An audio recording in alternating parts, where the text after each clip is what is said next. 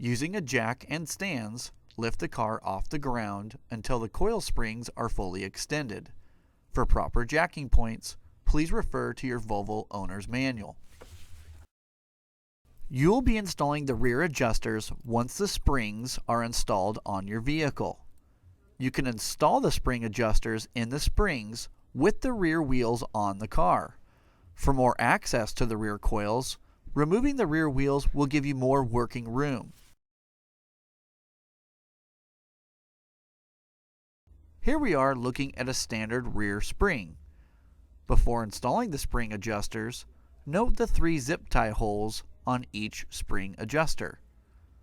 This will help you locate the holes once the adjuster is on the spring.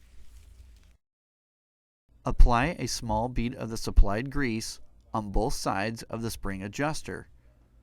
This will reduce any possible squeaking from the polyurethane adjuster and powder-coated spring. Starting midway on the spring, bend the adjuster open. The narrow end of the adjuster will be higher in the spring wind.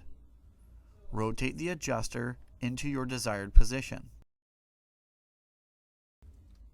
Install the zip ties through each hole and around the adjuster and coil.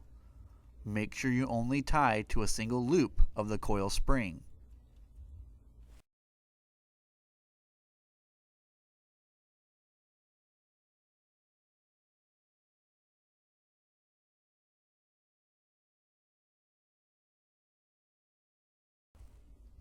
Installation of the adjuster in the tighter, closer end of the windings will result in a greater increase in rate and height. The adjuster has no effect on the coil until it is stopping a portion of the coil from closing. It may take several adjustments and test drives of the installation to achieve the rate and height you are looking for.